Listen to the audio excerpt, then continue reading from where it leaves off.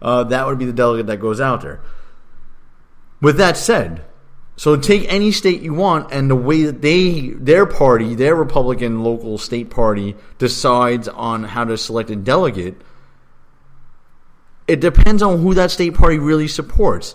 Now, the interesting thing here, really, and I've been saying this since the beginning, is that a guy like Donald Trump, as crazy as he is, actually makes a guy like Ted Cruz more palatable to the rhino or the establishment, which is insane. 2 years ago, no one would have ever thought that establishment Republicans would be lining up to support Ted Cruz.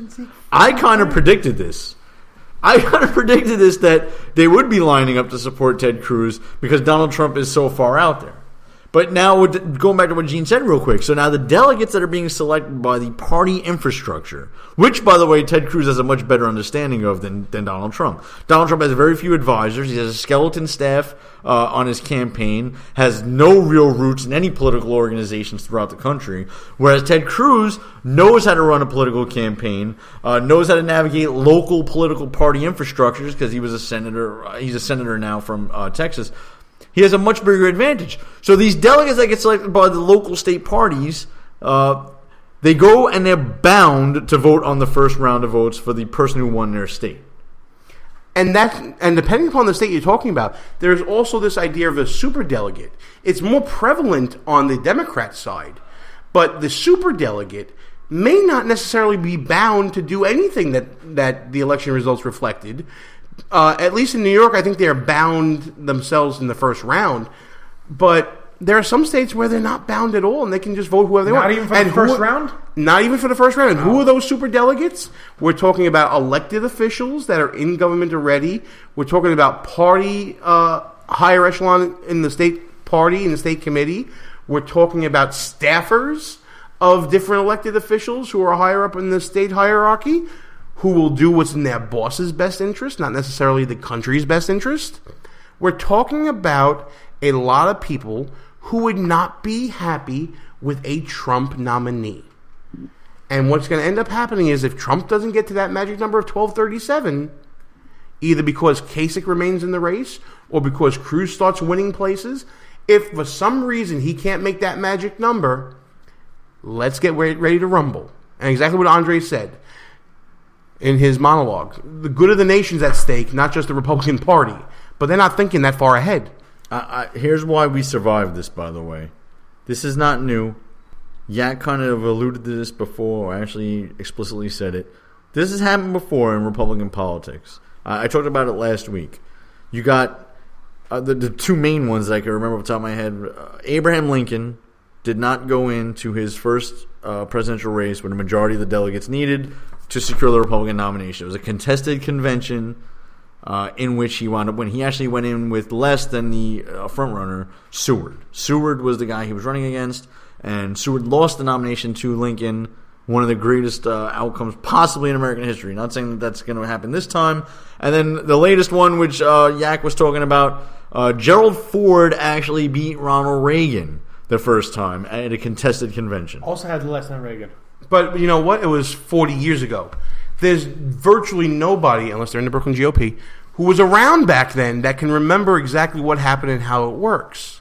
This is a new party apparatus. This is I would even dare say it's a new age in politics where social media and snap opinions dominate, as opposed to 40 years ago where you could say you can have a little bit more of a contemplative search for a candidate, and believe it or not, a lot of it was behind closed doors. Shocking, I know. Everything's going to be out in the fore. There's going to be people choosing sides. It's going to be more chaotic because of social media. I'm not optimistic of a party surviving intact, at least, through a brokered convention, Russ. I'm really concerned about it. And by the way, who else comes out of the woodwork at a brokered convention? There's been names thrown out everywhere. Well, actually, good point, Gene. Let me amend my previous statement, if you will. Uh-oh. We survive if it's Cruz or Trump coming out with the nomination, regardless of which one goes in with the most delegates. But what initially. if it's Kasich? What if it's Rubio? That's where we don't survive. What if it's Paul Ryan? But worse if it's not anyone who even ran. It's one thing. What if it's Yak Bard? We're doomed. Well, that's a good point. We're doomed. That if in fact it winds up being like a Mitt Romney or a Paul Ryan or someone who wasn't even running, or they dust off a candidate that's already lost, then that's a real issue, and I don't know if we survive from that. No, we don't. I can tell you clearly on therecord.com that we are doomed and we might not recover for many, many cycles. Absolutely, we don't. It would be a devastating. But is this Absolutely. But okay, so let me get a little optimistic. Before you go, Gene, I'm going to have to interrupt you because I don't want to lose this. Yak was just talking a little far away from the mic, and I moved him forward closer to the mic by pushing I wish his I had back. a picture of that. Did I batter him? But go ahead. I hate to pick scabs, but go ahead. I think it was consensual. I intentionally touched him, and it was I not just battered consensual. him back. So go ahead. Go ahead, Gene. And you let me know, Yak, tonight if you have a bruise on your back from me pushing. I'm sorry, Gene. Go with your point. God, I hate you guys. Okay, so batteries aside, I want to know if maybe this is what's needed though. Maybe this is the cleansing fire from which rises a better and stronger conservative movement. Maybe this is the final straw that breaks the camel's back of the party that we know, and we transition into a new, stronger conservative party. With Hillary Clinton as our president. Is that what you want? And you know what? The Rhino Phoenix. But that might be what has to happen. If Hillary wins, by the way, according to Russ Gallo, she's going to jail, so it doesn't matter. I'm still with that. There's no way So she we're makes good. it. So No we're way. good then. So you're We're then covered okay? on all grounds. So you're okay with the cleansing fire then? Burn the house down. Let's rebuild from the ground up. I hate to tell you, the majority of Trump supporters subscribe to that. They agree. Burn it down. I'm itching towards that position though. Well, let's say this. Waterboarding is illegal. I don't give a damn. Me Do neither. it. Building a wall, Mexico's not going to pay for it. Can I We gotta pay just for say it. one I don't thing? give a damn. Do it. People don't care anymore, Gene. They're angry. Are these the same two guys who are arguing vehemently that I had to cut off microphones because Trump was so horrible? Yak Bard is the biggest flip-flopper in the history This is not of Behind flip-flopping. Enemy Lines. This is not. It's one thing to disagree with a candidate, think that a candidate You is battered them again, Russ. stupid and awful. It's one thing not to like Trump and want to vote for Cruz, and him not being clear how much he loves Cruz and how much he wants Trump to win. I don't know where he really stands. It's one thing to disagree on a candidate, but the attitudes, quite frankly, with a lot of Cruz and Trump supporters, a lot of crossover attitudes on different subjects. And I think waterboarding is not just with Cruz and Trump. I think anyone who I know, my father knew a close friend that died on the 70th floor of the Twin Towers. It was horrible. And, you know, I don't know if you want me to elaborate on that story because we need to move on. But you know something? Anyone that knows anyone who knows a firefighter, I mean, waterboarding? Are you nuts? No one gives a crap about waterboarding, about Gitmo. Seriously. All right. And it's not flip-flopping, Gene. It is flip-flopping. No, it's not. Everyone has a candidate. According to you, then, whoever you pick first in the primary, that's your guy. And if they don't win the primary, you're not voting for the Republican nominee. That's ridiculous. Palpable I did not say I'm voting for animosity. anyone. I didn't commit to anything. The palpable animosity that Yak Bard I'll was give showing. you that. Stop Because there's several flip-flopping. people in the room right now who are dead set against Donald Trump and who are now somewhat open to the idea, at least. Hey, stop flip-flopping about flip-flopping, Gene. Nice, Yak. Nice. This is why we don't have Yak on the show too often, because it becomes 2-on-1. Gene against the world. I don't care. Bring it on. All right, you know what? Yeah. We're getting to the end of the show here. Dare I say it, it's time for final thoughts. Oh, boy. Yak, you are the guest. You're here. Tell everybody about your blog, by the way, that you never write on. Okay, I never... There's only like 2 blog posts on the Yak attacks... US. No, calm down. It's the yakattacks.blogspot.com. Man doesn't write on his own blog. Man doesn't know how to plug his own blog. But stay tuned. We will make that blog great again. Okay, so time for your final thought. Go ahead. But seriously, I want to get serious because Russ, we're talking about I'm something. sorry, listen, I'm going to stop laughing in a second. Just give me 1 second. No, I'm Yak. getting serious about You were giving your own website out and we're going down the wrong path. Totally derailed. I'm sorry. That was funny. I'm sorry. Gene, nice save. That was great. Listen, I don't know how to promote my own candidates. I don't know how to promote my own blogs. I'm a mess. All right, but Yak's final thought. Let's get serious for a second or few. Deep breath, Russ. I'm getting a deep breath too. Bend over into the mic, Yak. You know, I'm not. Log into your blog. I am not a Catholic. I'm not a Christian at all. That much is clear to everyone.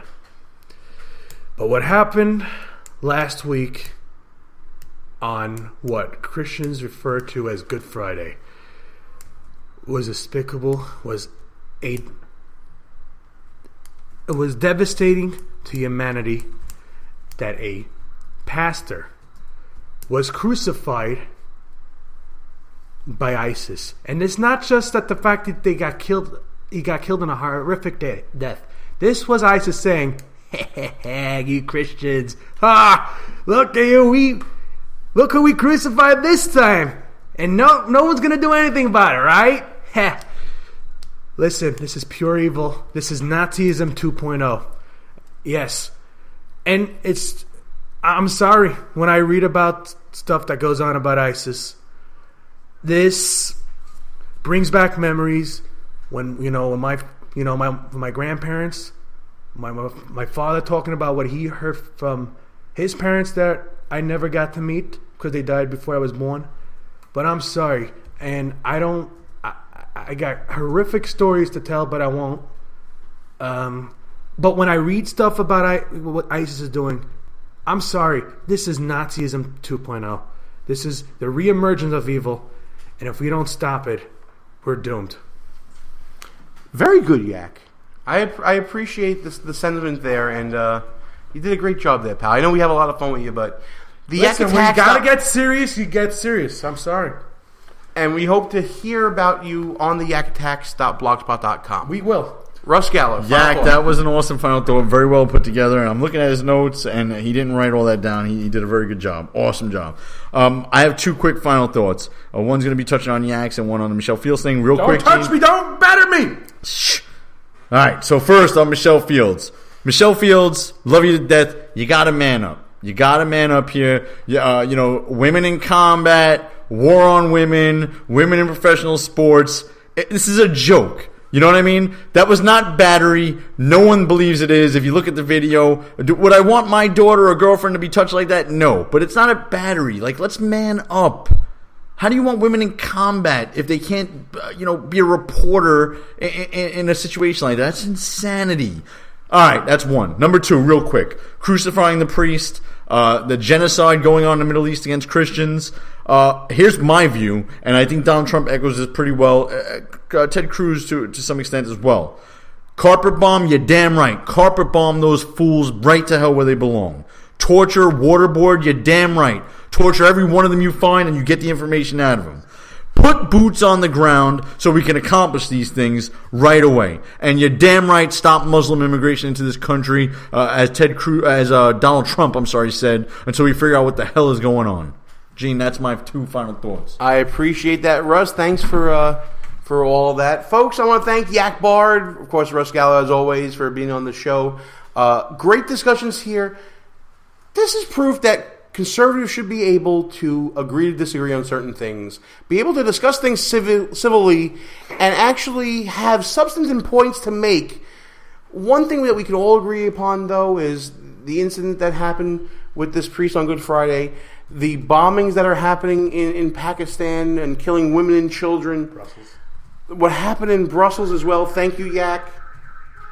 The alarm going off outside from the window in Brooklyn, New York. The People's Republic of... First world problems. This is evil. Maybe not the car alarm, but everything else going on here is definitely evil. And if good men don't step up, like the police who are going to get that car alarm, there's going to be problems in this world, and we're going to need strong leadership. That's why Cruz or Trump, I'm okay with it. We're out of time, folks. It's time to shut this sucker down. Russ, what do you say? Gene, shut this mofo down. All right, before the cops get here from my car, good night, folks. It's a raid. See you next week. Our position's been compromised. It's time to roll out. Report for debriefing at www.behindenemylinesradio.us and look for regular communications via Facebook and Twitter at BEL_radio.